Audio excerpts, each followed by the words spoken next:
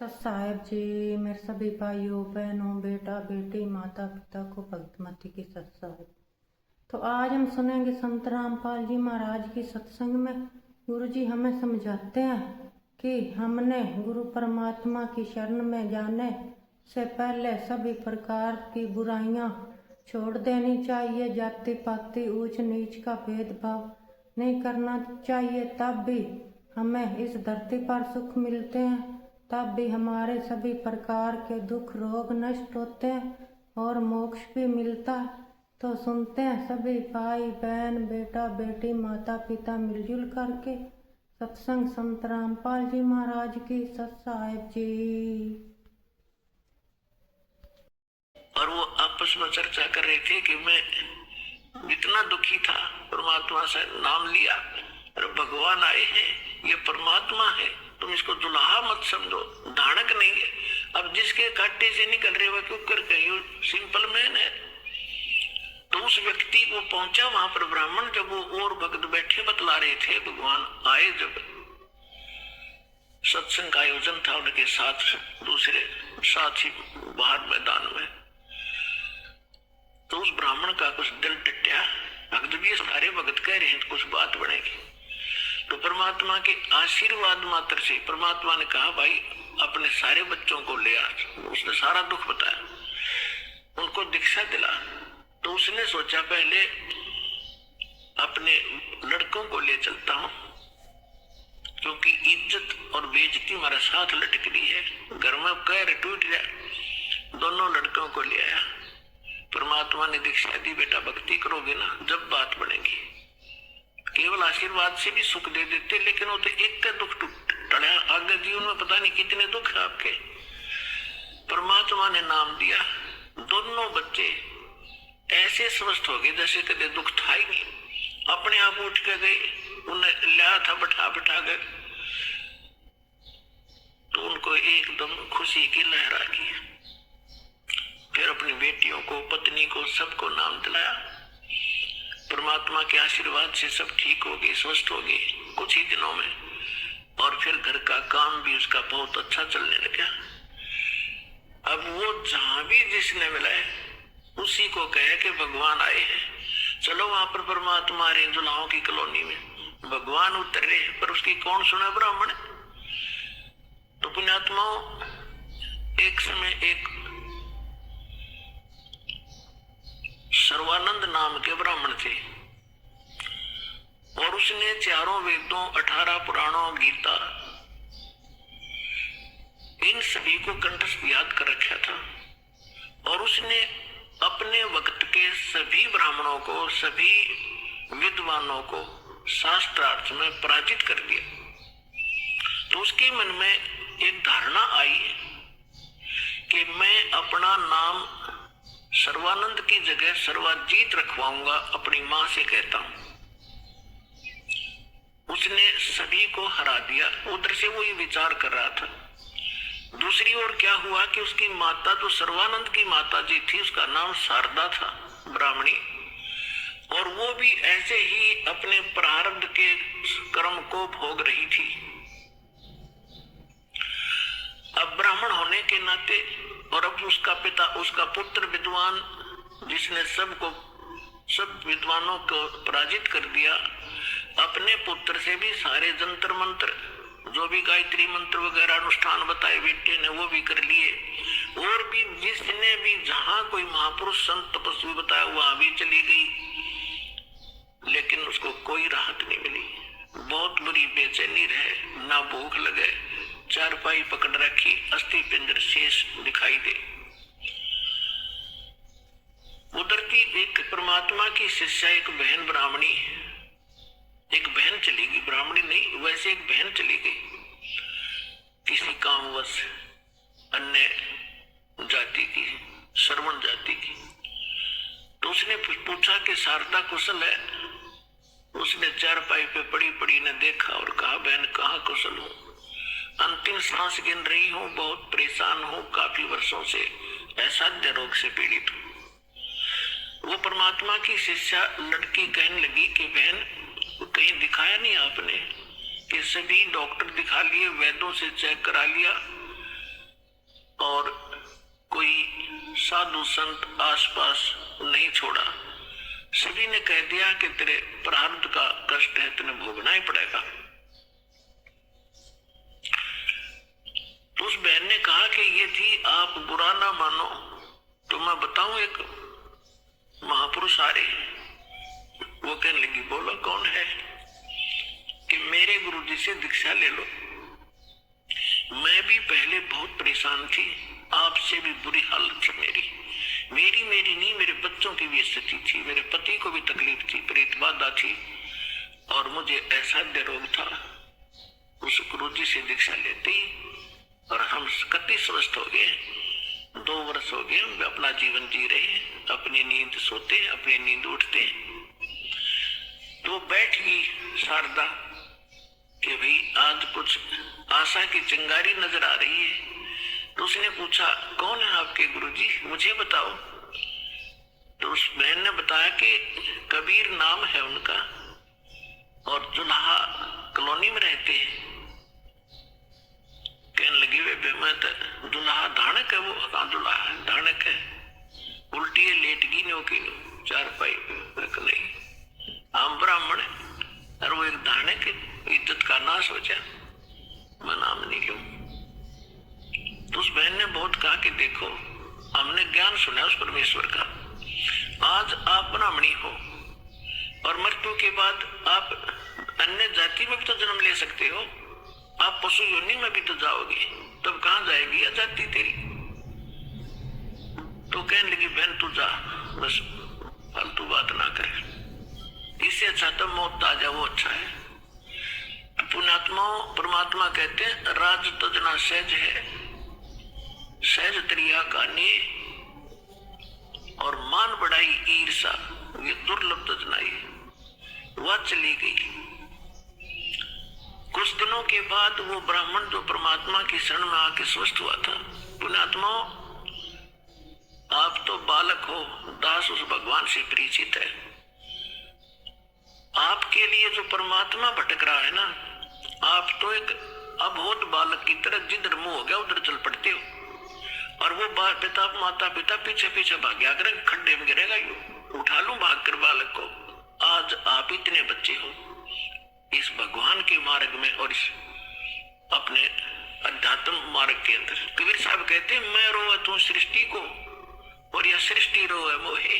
गरीबदास जी कह रहे हैं परमात्मा से परिचित ज्ञान के आधार से भगवान की वाणी बता रही महिमा।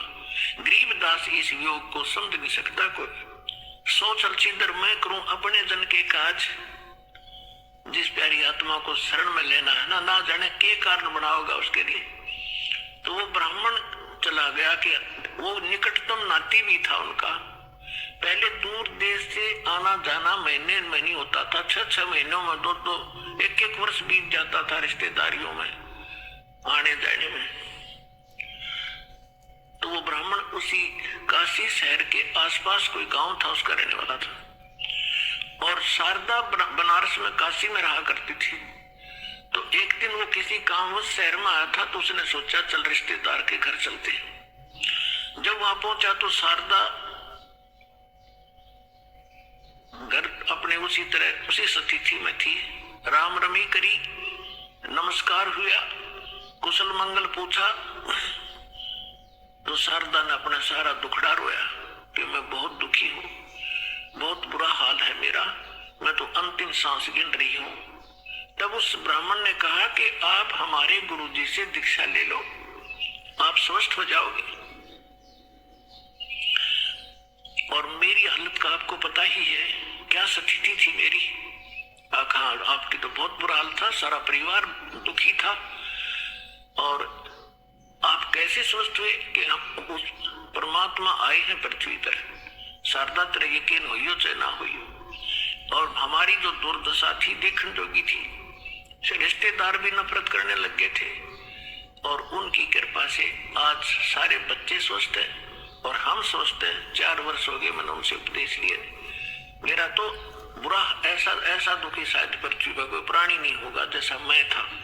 मेरे से रिश्तेदार भी नफरत करने लगे थे कि अब यूं आ गया घर पे, कुछ पैसे मांगने आया होगा। तो ऐसी दशा होगी थी मेरी। और अब वो रिश्तेदार मुझसे उधारे ले जाते हैं। तो शारदा ने सोची, हे भगवान बड़ी दया करी, देखियो तो ब्राह्मण है, इसने तो गुरु को बढ़िया बना रखा होगा, ऊंच जाति का ब्राह्मण ही बना रखा होगा। तो फिर बैठ गई चारपाई पे।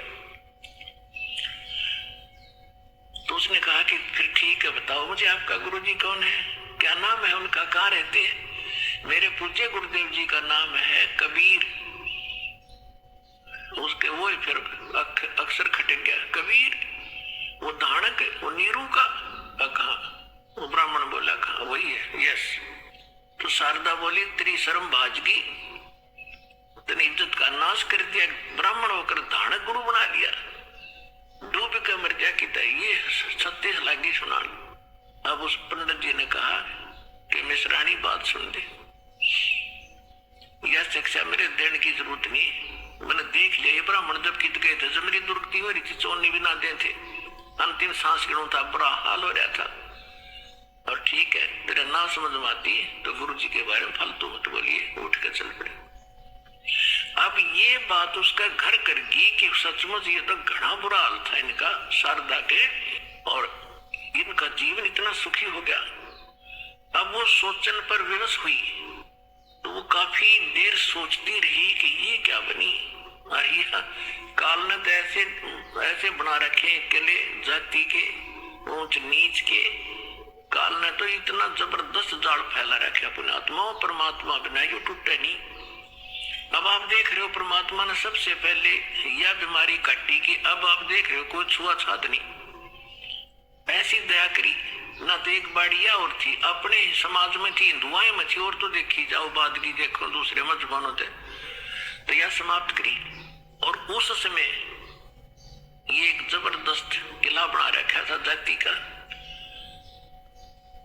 अब क्या हुआ, परमात्मा कच्चा काम नहीं छोड़ते, जो जन मेरी शरण है ताका हूं मैं दास, और गेल गेल लग गया फिर जब तक धरती आकाश। अब क्या किया मालिक ने, जिस मोहल्ले में वो शारदा रहा करती थी उसी में परमात्मा का एक भक्त रहता था, थोड़ी सी दूरी पे, और उसने प्रार्थना की, प्रभु हमारे दास के घर सत्संग कर दो, आस पास के भक्तों को भी पता चलेगा और आपका ज्ञान सुनेंगे, हो सकता है किसी की और भाग जाग जा।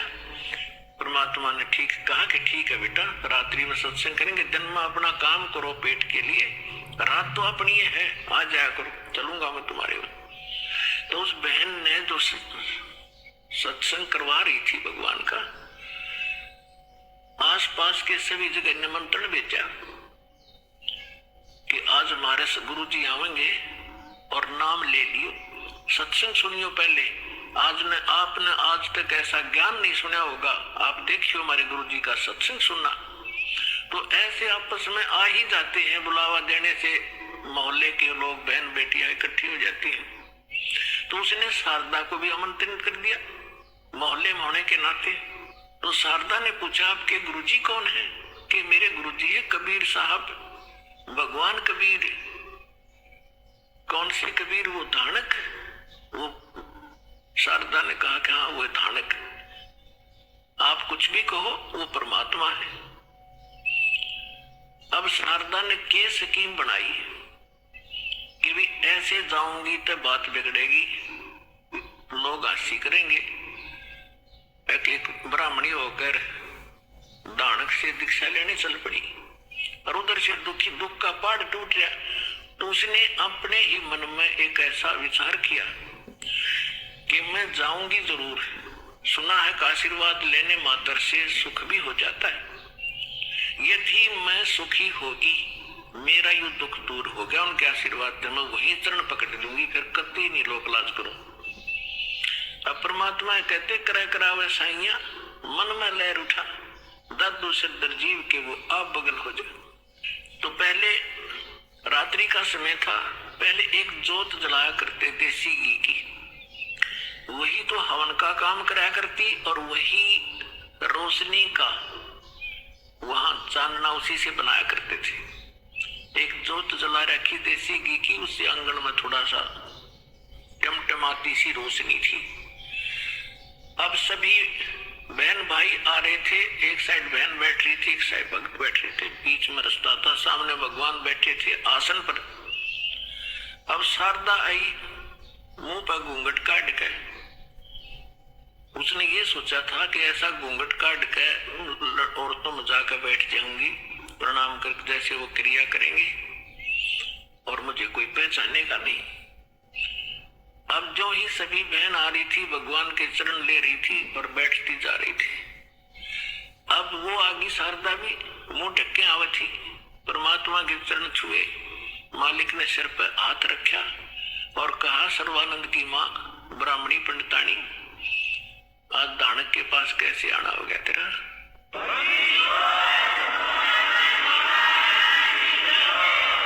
और परमात्मा ने हाथ रख के उठाया भी नहीं था, उसका सारा रोग, जो कष्ट था, जो संकट था, वो कति स्वस्थ होगी जैसे दुख कदे था ही नहीं। और ऊपर से परमात्मा ने कहा कि कहा कैसे आगे सर्वानंद की माँ, तुम एक दानक से क्या कहेंगे तेरे को, जो पंडित लोग जात से घेरेंगे। चरण पकड़ दिए उसी समय और फेंक दिया घूंघट उठा के, हे भगवान माफ करना मुझे दुष्टा को, मैं घनी नीच थी, आपके बारे में बहुत कुछ सोचा, तो सचमुच भगवान खड़ी होगी सब न बतावे कि मेरा इतना दुख था, मेरा इतना कष्ट था, मैंने बहुत कुछ अच्छी मंदी भी कही है, तो भगवान पड़े। फिर बैठ गई, सत्संग सुना, परमात्मा ने सृष्टि रचना सुनाई। तीन देव की जो करते भक्ति, उनकी कदे ना होए मुक्ति। गुण तीनों की भक्ति में ये भूल पड़ो संसार, कह कबीर निज नाम बिना कैसे उतरो पार। अब शारदा को जितना ज्ञान था राम और कृष्ण, विष्णु और शंकर का, ब्रह्मा जी को तो हम भक्ति करते ही नहीं थे, श्री विष्णु जी और भगवान शंकर की तो हम खूब भक्ति कराया करते। अब सारी सृष्टि रचना सुनाई और ऐसा दुख टल गया उस समय तक, सारी स्वीकार करे थी ना, तो अग्रम मग्रम भी करा, वो थोड़े बहुत हुआ, तो वो भी मालिक ने पहले उसका समाधान कर दिया और सारी सुने थी, सारी हृदय में समावे थी। लगातार उसने आसपास जहां भी सत्संग परमात्मा का होता था वह सारे जान लायक